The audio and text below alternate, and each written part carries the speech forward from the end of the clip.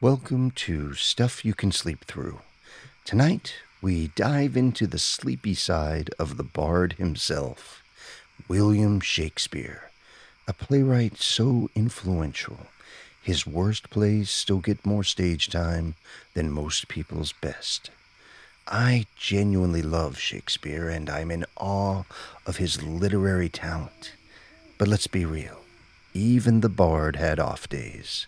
And tonight, we celebrate two of them, King John and Timon of Athens.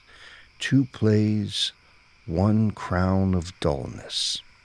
I'll read just enough to help you drift away with a warm glow, a slow sigh, like falling asleep during your English homework.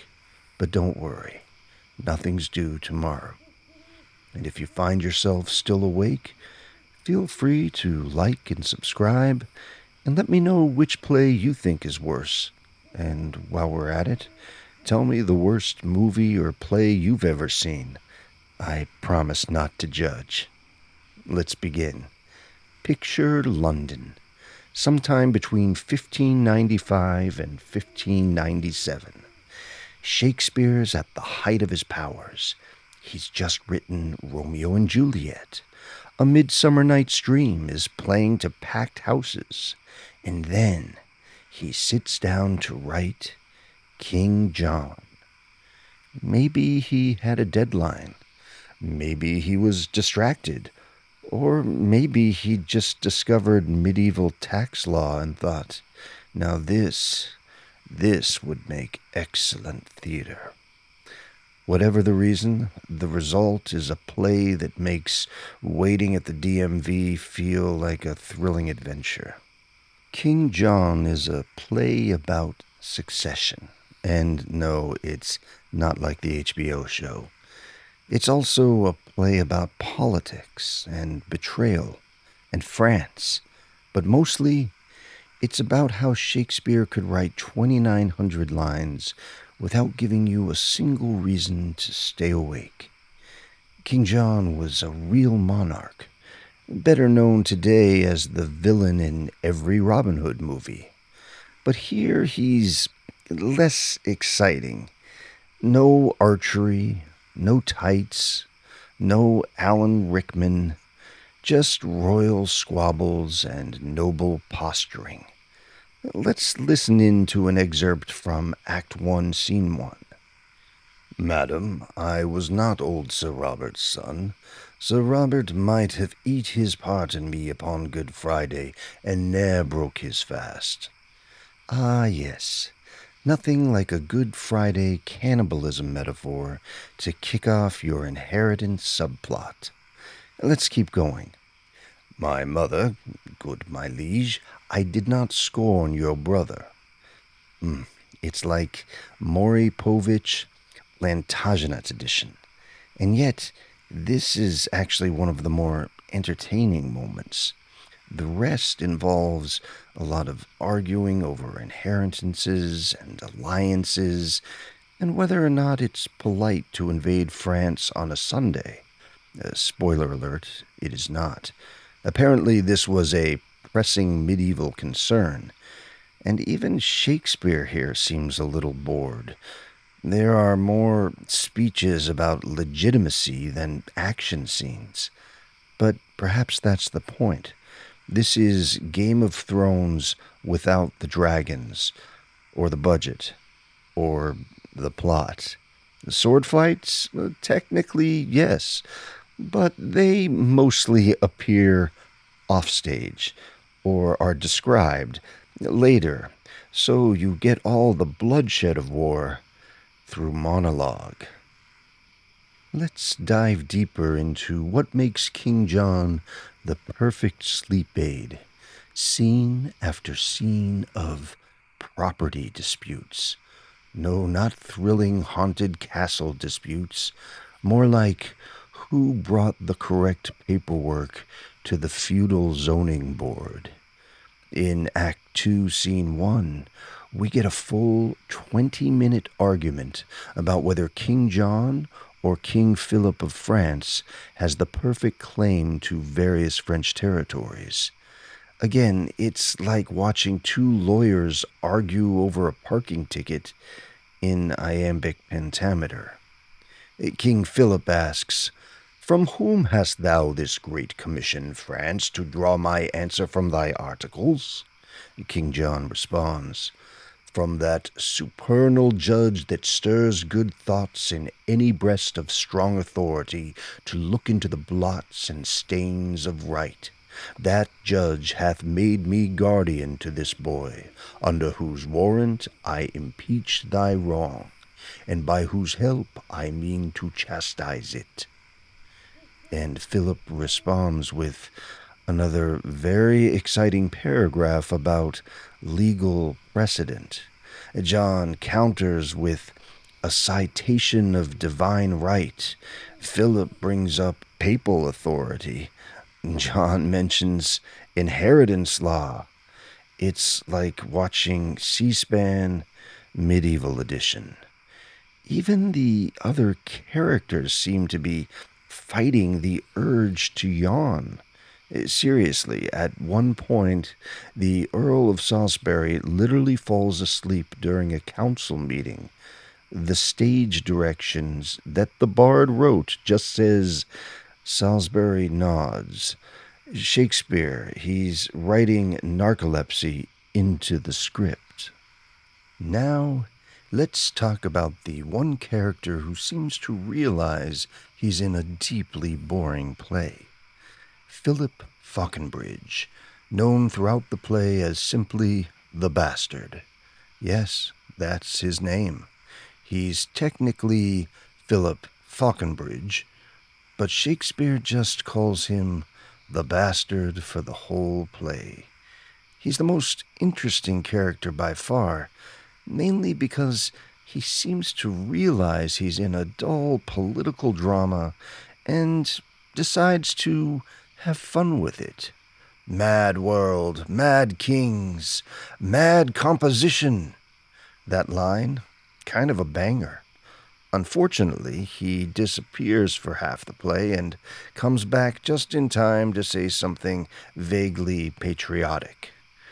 But when he is on stage, he's kind of like a Renaissance sitcom character dropped into a C-SPAN documentary. In Act 1, he gets a whole monologue about how ridiculous noble society is. "For he is but a bastard to the time that doth not smack of observation.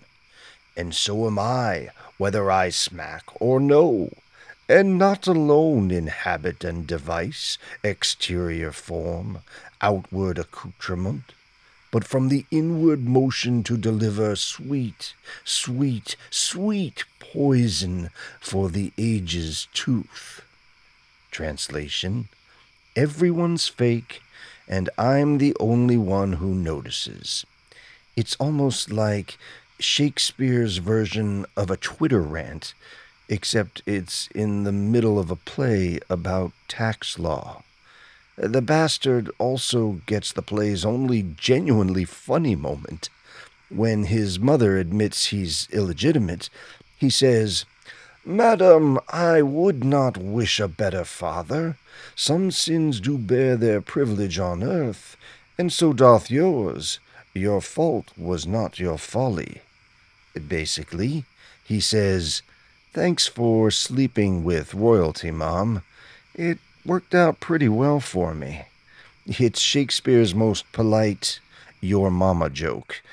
And then he disappears again for like 45 minutes of stage time. And now to our next gem of a play. Let us stroll to Athens. Timon, a man so generous he makes Oprah look stingy.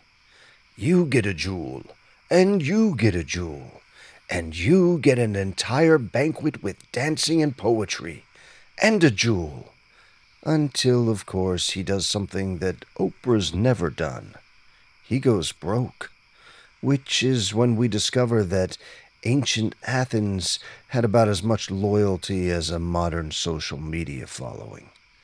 Timon is Shakespeare's tale of excess and betrayal, which sounds juicy, but instead it feels like someone turned down the contrast on human emotion. Let's listen in to Timon's generosity phase. My lord, you give your right hand to heaven and left to hell. All your friends are thieves. Yep, that's basically the plot. Timon gives and gives and gives, and when the money's gone, his friends vanish faster than your will to stay awake. He retreats to the wilderness, and what does he do? He starts monologuing to rocks, literally. O blessed breeding sun, draw from the earth rotten humidity.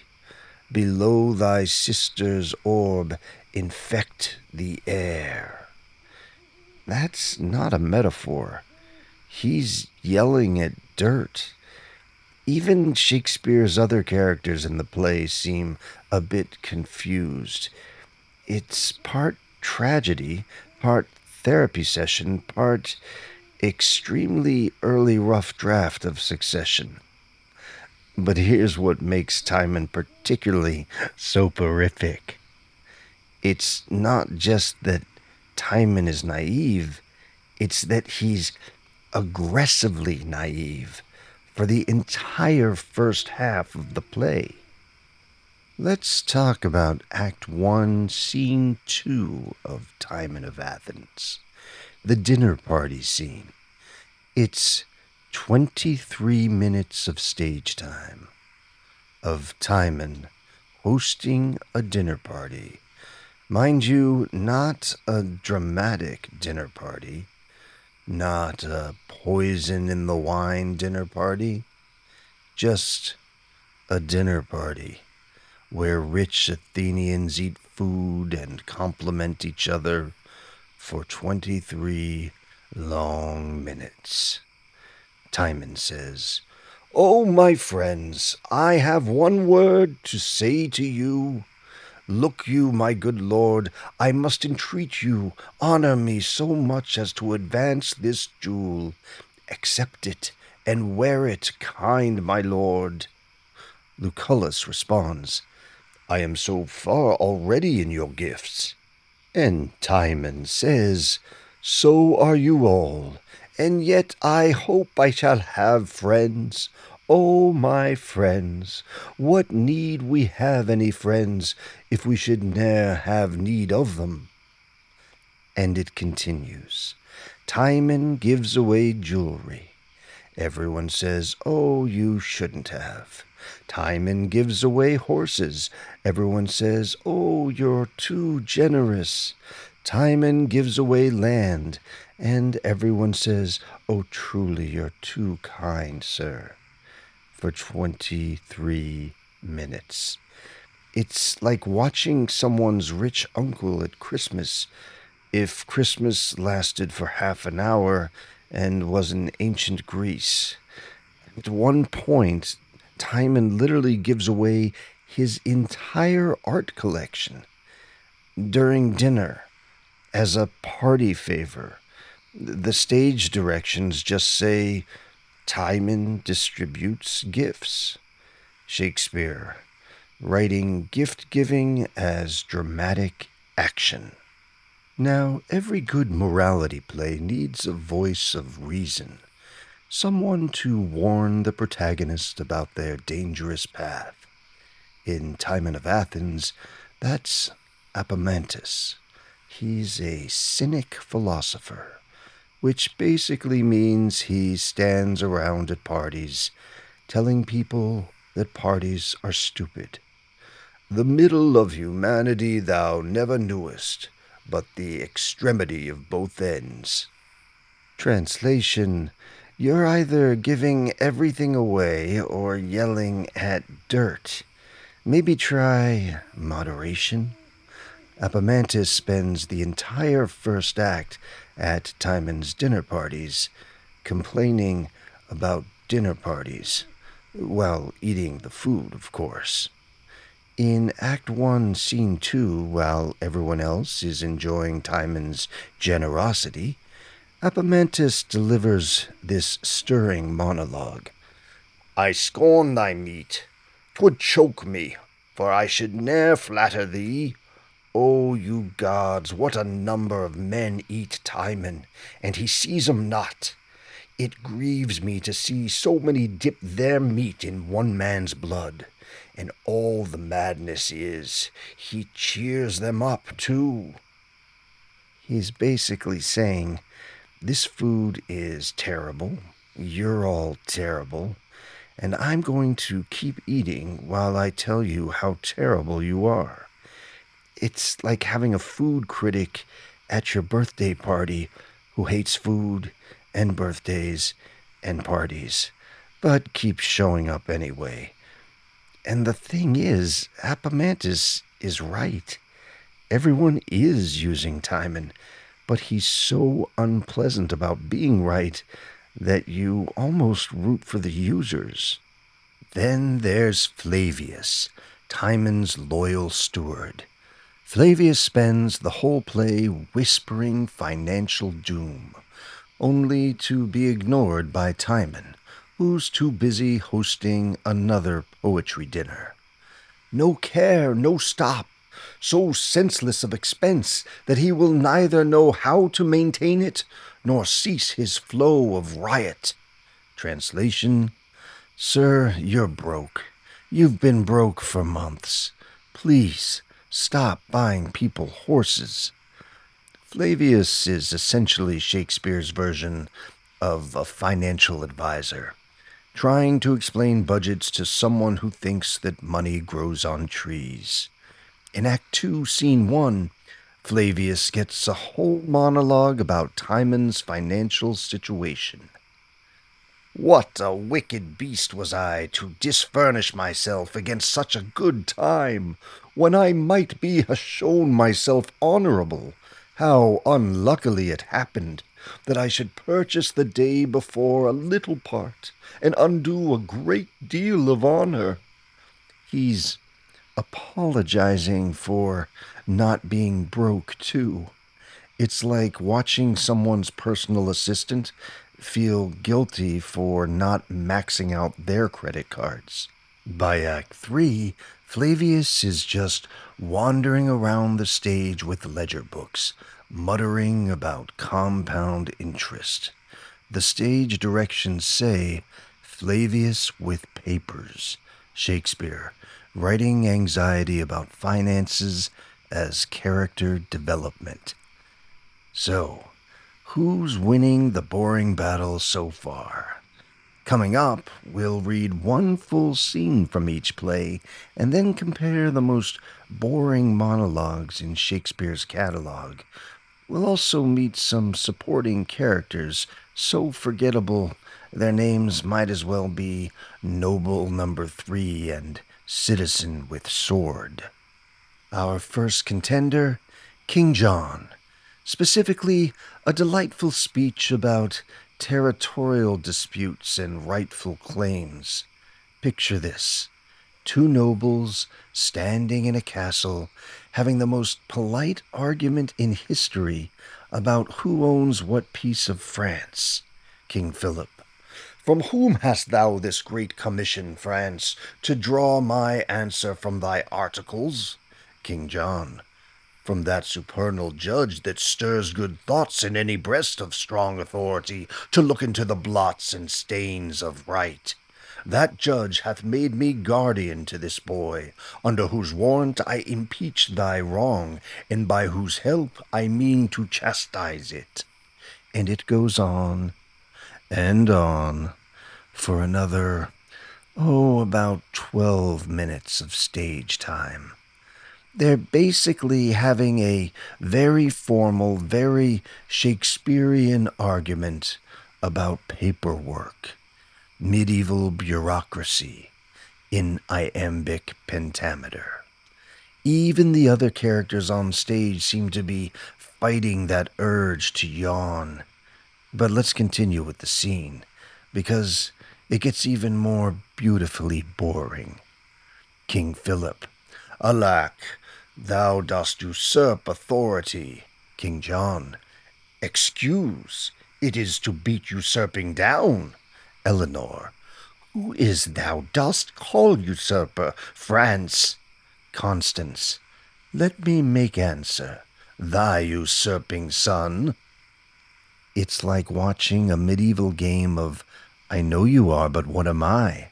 Except it's about international law and inheritance rights and divine mandate for 12 straight minutes. Now, you might think that a play about kings and warfare would bring some excitement, battles, swordplay, a little drama. But King John delivers something even more thrilling: a town hall meeting. In Act 2, Scene 1, the citizens of Angers have to decide which king they'll support: John of England or Philip of France. And Shakespeare gives us the full democratic process. Citizen. We hold our town for neither, yet for both. Translation. We'll wait and see who wins before we pick a side. That's practical, smart, but not exactly pulse-pounding theater. And for the next 15 minutes of stage time, we watch random citizens discuss the pros and cons of each king. They weigh tax policy and consider trade agreements. It's like C-SPAN, but with more iambic pentameter. At one point, a citizen literally says, "We will not line his thin, bestained cloak with our pure honors, nor attend the foot that leaves the print of blood where'er it walks," which is Shakespeare's way of saying, we're not picking sides until we see who's going to win.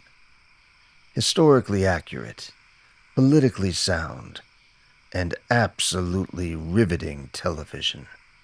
Let's talk about Arthur, Prince Arthur, the young nephew whose claim to the throne drives the entire plot of King John.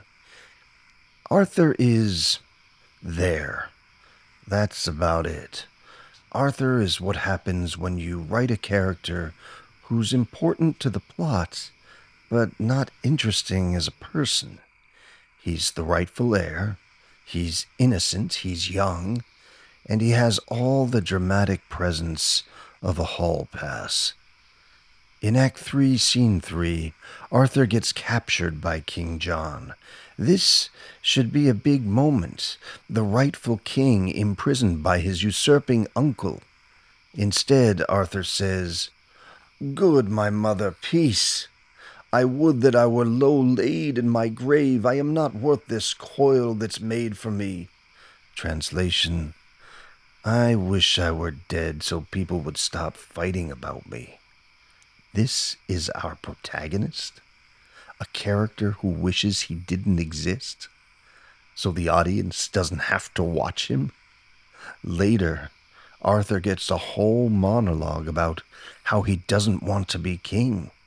Oh wait, sorry, that's Hamlet. Arthur's actual monologue is, "Have you the heart? When your head did but ache, I knit my handkerchief about your brows. The best I had a princess wrought it me, and I did never ask it you again. And with my hand at midnight held your head, and like the watchful minutes to the hour, still and anon cheered up the heavy time, saying, What lack you? And where lies your grief? Or what good love may I perform for you?" He's asking his captors if they need anything. This is Shakespeare's idea of a heroic speech, a prince offering to fluff his kidnappers' pillows. Now, our second contender, Timon of Athens, specifically the moment when Timon has become a hermit and decides to lecture the earth itself. Timon: Earth, yield me roots. Who seeks for better of thee, sauce his palate with thy most operant poison. What is here? Gold? Yellow, glittering, precious gold? No, gods, I am no idle odorist. Roots, you clear heavens. This much of this will make black white, foul fair, wrong right, base noble, old young, coward valiant. He's having a philosophical breakdown at a tree about money and roots and the corrupting nature of gold while digging in the dirt. It's like Walden if Thoreau were having a complete nervous breakdown and shouting at vegetables. And this monologue, it continues for another 3 pages. 3 pages of a man yelling at root vegetables about the evils of capitalism in ancient Athens.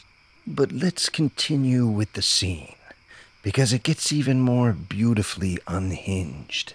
Timon says, "This yellow slave will knit and break religions, bless the accursed, make the whore leprosy adored, place thieves and give them title, knee and approbation with senators on the bench." He's still talking to the gold that he found while digging for roots in his cave. And then, because Shakespeare clearly had a word count to hit, Timon continues. "This is that makes the whopped widow wed again, she whom the spittle house and ulcerous sores would cast the gorge at. This embalms and spices to the April day again." Translation: Gold makes ugly people attractive, which is true, but not particularly insightful when shouted at a tree by a man covered in dirt. Now here's where Timon of Athens gets really sleepy. Once Timon becomes a hermit, people keep visiting him in his cave, and each visitor gets a lecture, a long, rambling lecture about the evils of civilization. First, 2 senators show up. Timon tells them Athens is corrupt and they should all die for 7 minutes. Then a group of bandits arrive. Timon tells them they're more honest than senators. That's for 5 minutes. Then Flavius, his old steward, finds him.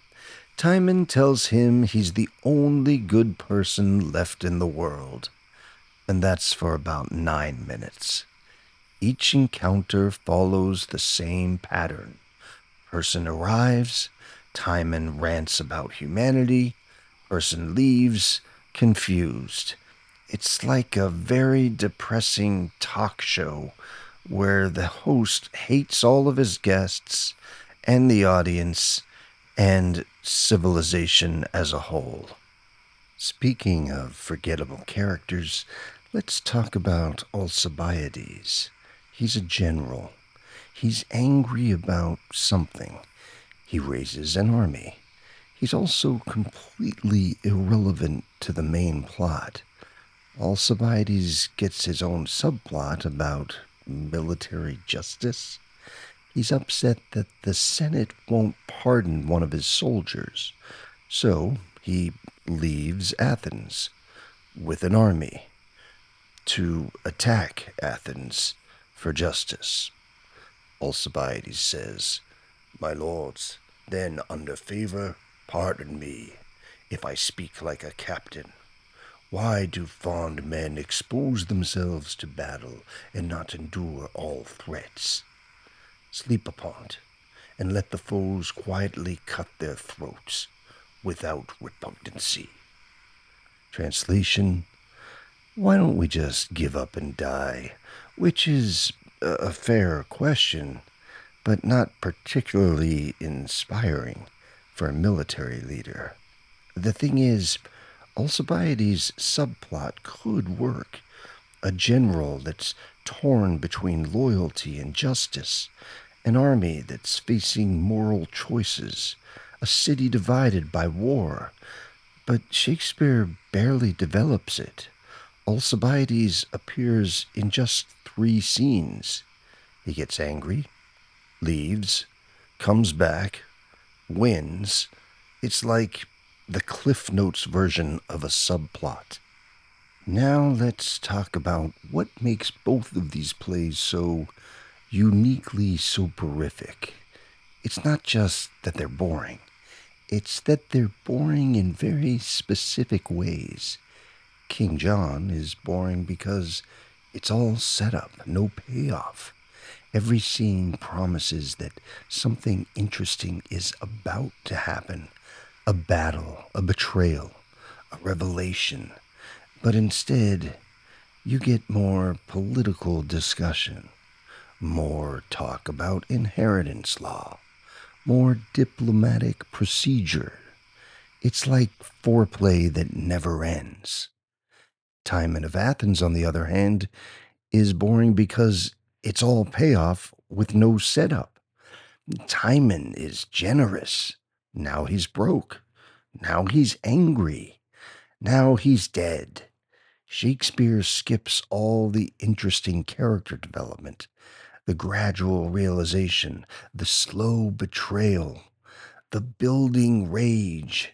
Instead, it's like emotional bullet points.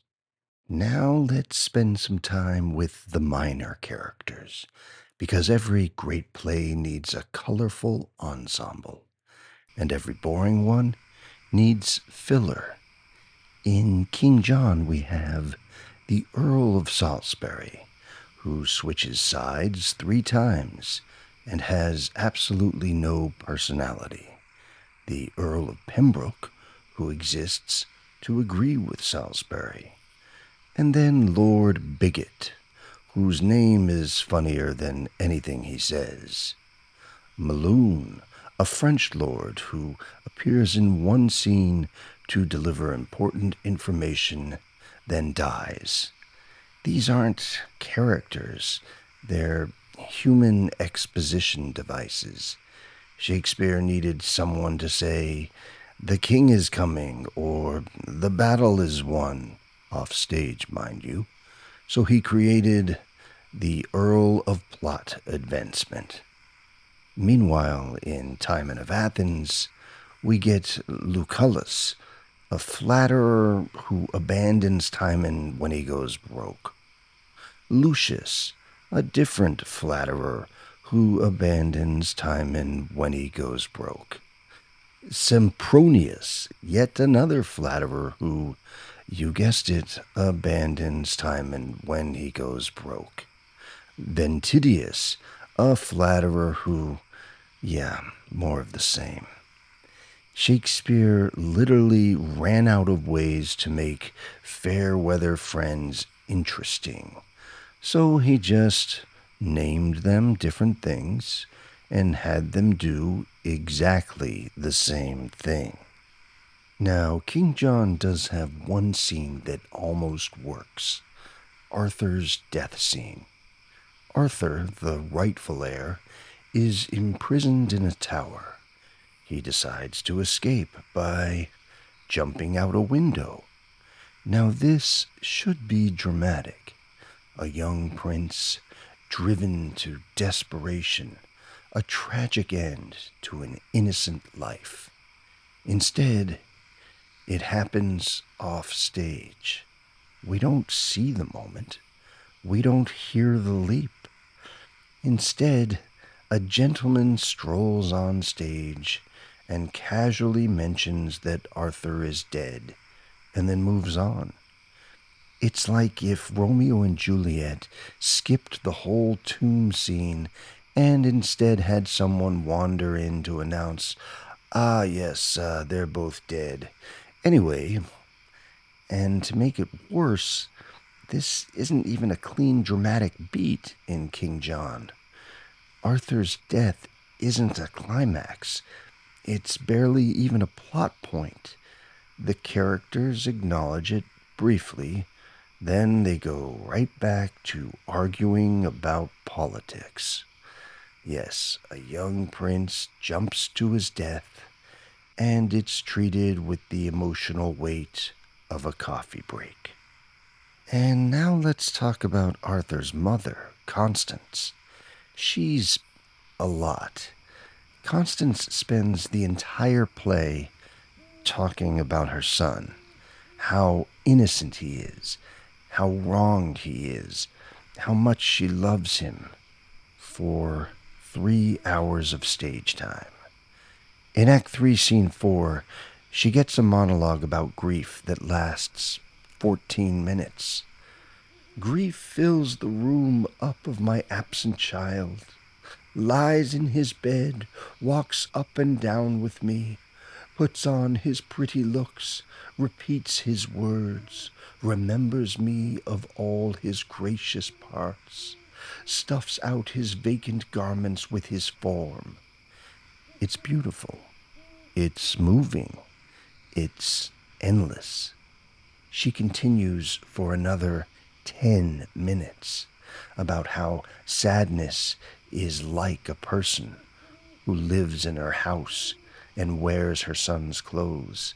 And then, in the very next scene, she does it again. Another monologue about the exact same thing for another 12 minutes.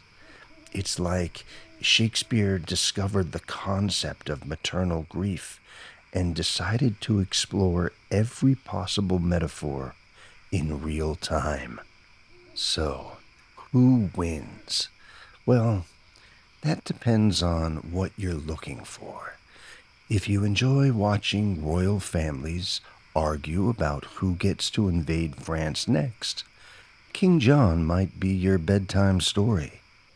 Now, if you prefer hermits having an existential crisis while gardening, Timon of Athens could be your lullaby. But honestly, they're both perfectly, wonderfully boring.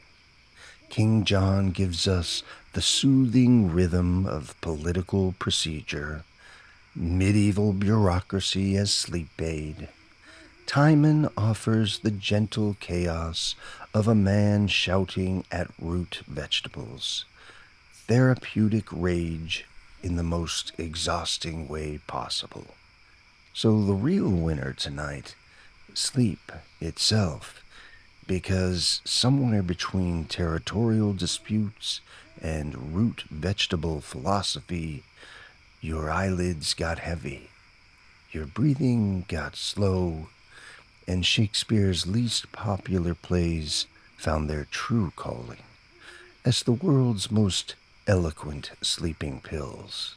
Speaking of which, tonight's episode is brought to you by Sir Slumber's Aquasomnia, the only cordial guaranteed to soothe even the most restless courtier. Distilled from the finest aqua vitae, aged precisely 3 days in a hastily procured sherry cask, and infused with rare, exotic botanicals gathered from the farthest reaches of the apothecary's common shelf. Chief among them, chamomile, 1 thimbleful before bed, and thou shalt drift off faster than a groundling in Act 2 of Henry VI, Part 2. Side effects may include drowsiness, an increase in sonnet writing, and the urge to declare good morrow to strangers. Sir Slumber's Aquasomnia, because what dreams may come was meant as advertising copy. Now, back to our tale. If you're still with us, let's talk about why these plays were written, because understanding the context makes them even more boring. King John was written during the height of the English history play craze. Audiences loved watching their ancestors fight for glory. Henry V, Richard III, Henry IV. So Shakespeare thought, what about King John? The problem is, King John didn't do anything that interesting. He signed the Magna Carta under protest. He did lose a war with France, badly. He died, possibly of dysentery. It's like making a biopic about the most boring president who signed some paperwork, lost a war, and then died of indigestion.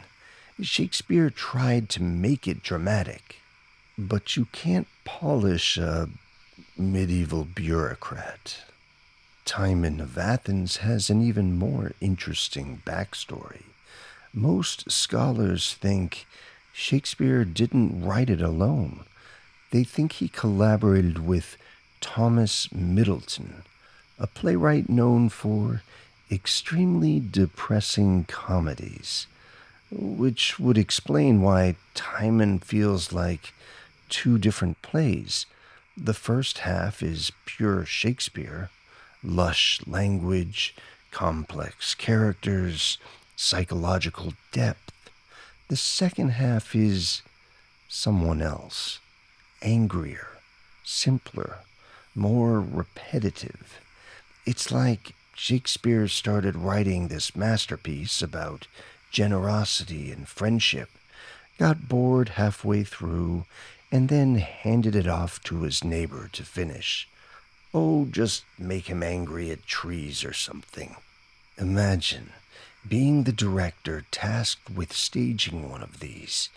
King John opens with a legal dispute about land titles. Do you spotlight the parchment? Dim the lights for suspense? Maybe project a giant map of France? One production in 1953 tried to make it exciting. They added sword fights, battle scenes, and a dramatic death for Arthur. The reviews said, finally, a King John you can stay awake for. But also, this isn't really King John anymore, because the only way to make it interesting was to change it completely. And we need to talk about structure, because both plays have unique approaches to storytelling. King John follows what scholars call episodic structure, which is a fancy way of saying things happen but they don't really connect. Scene 1, inheritance dispute. Scene 2, different inheritance dispute. Scene 3, oh yeah, yet another inheritance dispute. Scene 4, someone mentions the first dispute, but nothing comes of it. It's like a soap opera where every episode is about paperwork. Timon of Athens has the opposite problem.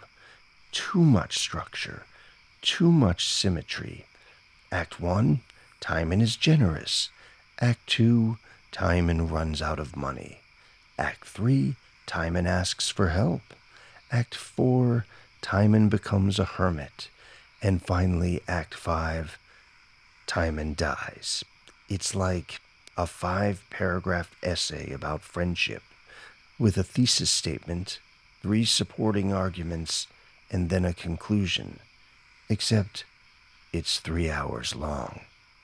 And we'd be remiss not to talk about Shakespeare's writing in these plays, because even when he's boring, he's still Shakespeare. King John has some genuinely beautiful passages. The bastard speeches about social climbing, Constance's monologues about maternal love. Even some of the political debates have poetic moments. It's just that they're buried under so much exposition. Know that we hold Angers and our parts adjacent, and our authority England, and our right, and we may claim to France, and the sea between England and France, and the passage thither, and the right to the said passage, and the rights thereto pertaining. That's one sentence about geography in iambic pentameter. Timon has the opposite problem. When Shakespeare writes Timon's dialogue, it's gorgeous. The earth's a thief that feeds and breeds by a composture stolen from general excrement. Each thing's a thief. That's poetry. But then Timon says it 47 more times about different things in slightly different ways. And both plays suffer from monologue fever. Characters, they don't have conversations. They take turns delivering speeches at each other. In King John, Act 3, Scene 4, Constance gives a 14-minute monologue about grief. King Philip responds with his own 12-minute monologue about consolation. Constance replies with another 10-minute monologue about how consolation doesn't work. No one interrupts. No one asks questions. No one says, hey, could you maybe sum this up a little faster? It's like watching a debate where both sides have unlimited time and there's no moderator and the topic is sadness. Let's return to the supporting players because they deserve more attention. In King John, there's a character called Hubert. King John, ever paranoid, orders Hubert to blind young Arthur. This should be dramatically compelling. The loyal servant forced to harm an innocent child. Instead, Hubert spends 20 minutes explaining why he can't do it. I will not touch thine eye for all the treasure that thine uncle owes. Which is nice, but not particularly concise. He continues for another 18 minutes about his moral qualms, his loyalty to John, his sympathy for Arthur. And by the end, even Arthur is like, oh, just make a decision. Meanwhile, in Timon, we have Poet. Yes, that's his name. Poet.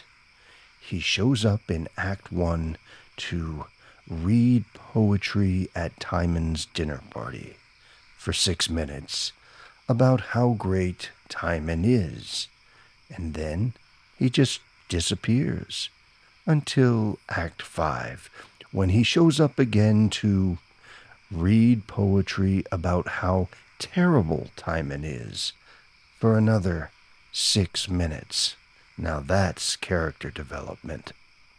Both plays excel at filler dialogue. Conversations that could be 3 lines become 3 pages. In King John, when someone needs to deliver news, they don't just say, the French are coming.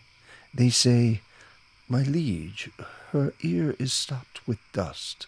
The 1st of April died your noble father, and breathing to his breathless excellence the incense of a vow, a holy vow, never to taste the pleasures of the world, never to be infected with delight, nor conversant with ease and idleness, to accomplish 20 years of watchful prayers. Translation: your father is dead. Timon has the same problem. When Timon wants to say, I'm broke, he says, my long sickness of health and living now begins to mend, and nothing brings me all things. When he wants to say, I hate people, he says, I am misanthropist, and hate mankind. For thy part, I do wish thou wert a dog, that I might love thee something. It's like everyone attended the same poetry workshop and learned that simple statements are forbidden. Let's talk about rhythm, because both plays have unique approaches to timing.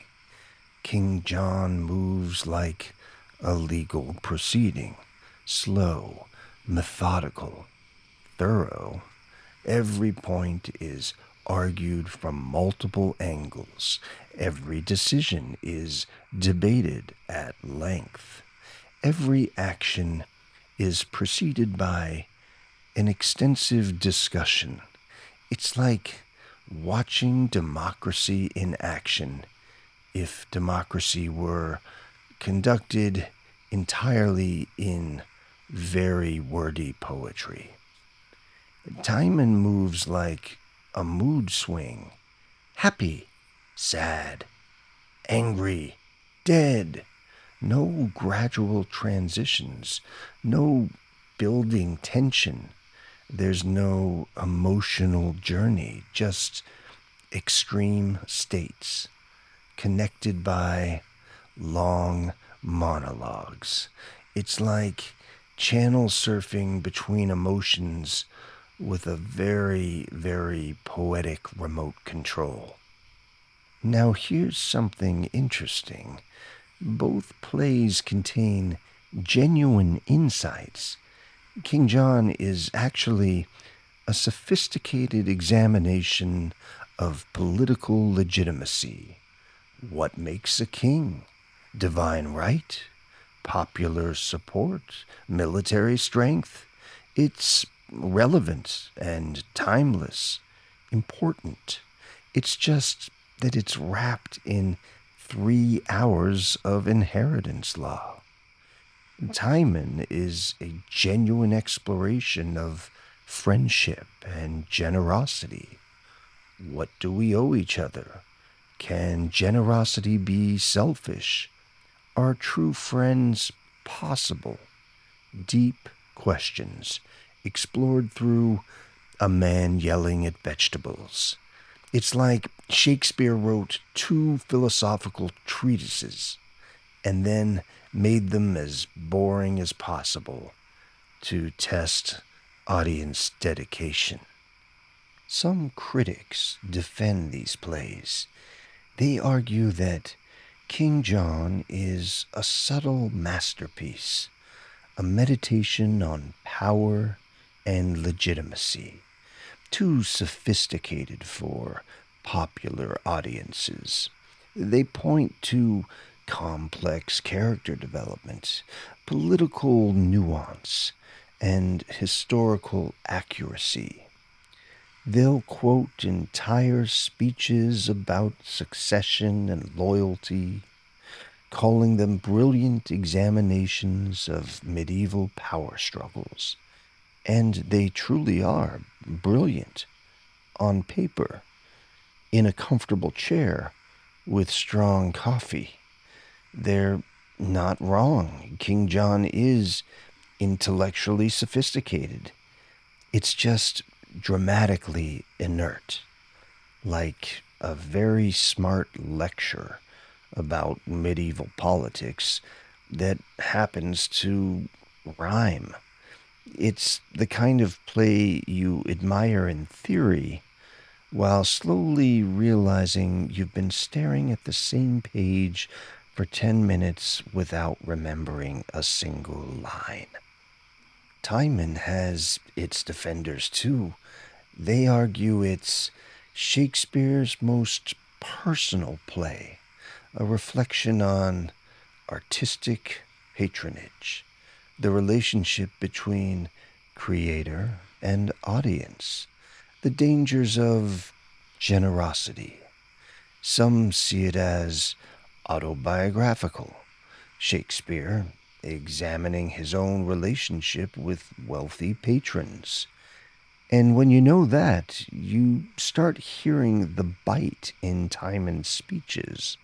The little barbs about false friends, the digs at greed, they stop sounding like rants from a hermit in a cave and more like a playwright muttering backstage about unpaid debts, which would explain the passion in Timon's rants, the specificity of his complaints about human nature, the sense that this comes from personal experience. It's like Shakespeare's therapy session, disguised as ancient Greek drama. But, like most therapy sessions, the catharsis works better for the person talking than for the people listening. Both plays are also surprisingly contemporary.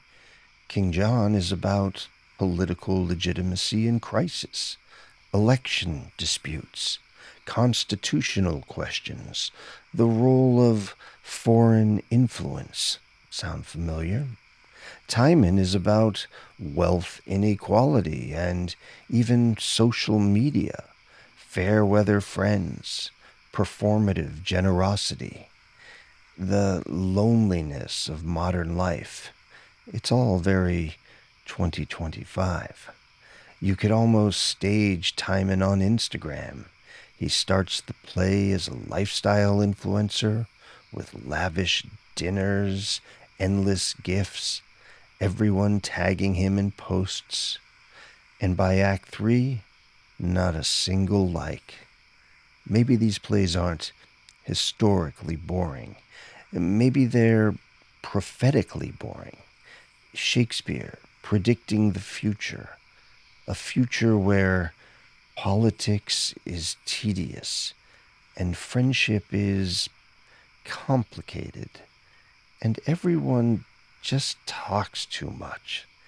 It's hard not to wonder if King John and Timon would get more attention today if their plots didn't feel like Twitter threads that you know you'll regret clicking on.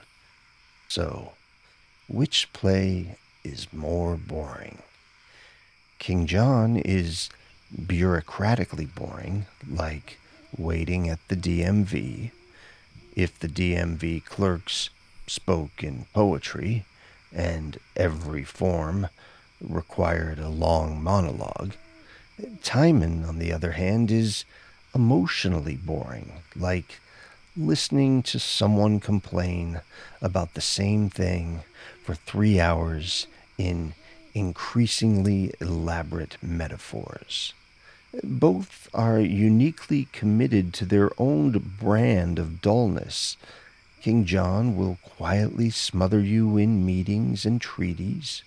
Timon will corner you at a party and refuse to stop talking about betrayal even as the hors d'oeuvres run out.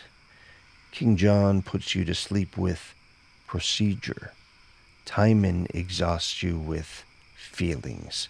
Both are effective sleep aids, but for different reasons. But if I really must choose the most boring Shakespeare play, it would be, drumroll, King John. Because at least Timon is passionate about his boredom. At least he cares about being dull. King John just exists, politely, reasonably, forgettably. It's like vanilla ice cream if vanilla ice cream took 3 hours to eat and came with a lecture about dairy farming. Timon is just aggressively boring. King John is passively boring, and passive boredom is the most boring of all. Which is why hundreds of years later, we always remember Hamlet's soliloquies, Macbeth's ambition, Othello's jealousy. And when someone mentions King John, we politely nod and quietly change the subject. Let's end with one final comparison. The most boring monologue from each play. From King John, the Earl of Salisbury, explaining why he's switching sides again. I am not glad that such a sore of time should seek a plaster by contemned revolt, and heal the inveterate canker of one wound by making many. Oh, it grieves my soul that I must draw this metal from my side to be a widow-maker.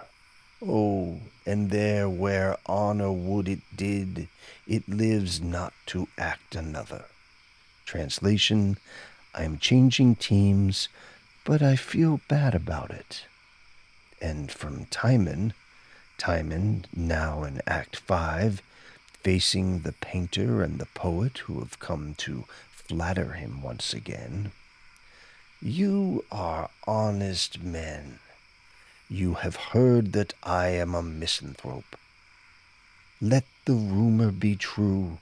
What would you ask of me? Gold, friendship, an invitation to dine? I have none to give. My cave has no wine. My table is set for one, and my patience is set for less. Translation, just leave me alone.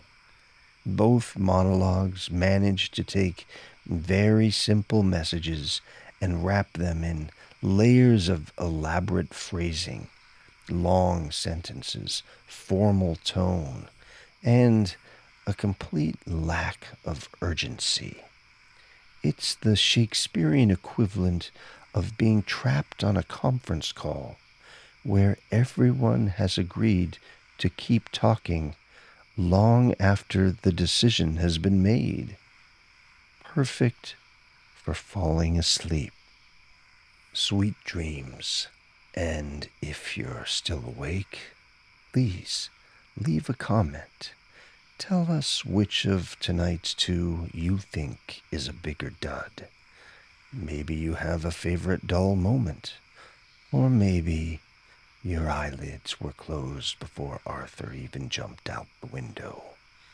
Either way, we won't be offended if you don't remember this tomorrow. That's kind of the point. You came here to fall asleep, and somewhere between medieval inheritance law and root vegetable philosophy, your breathing slowed down, your thoughts got quiet, and two of Shakespeare's most forgotten plays found their true purpose as the world's most eloquent sleeping pills.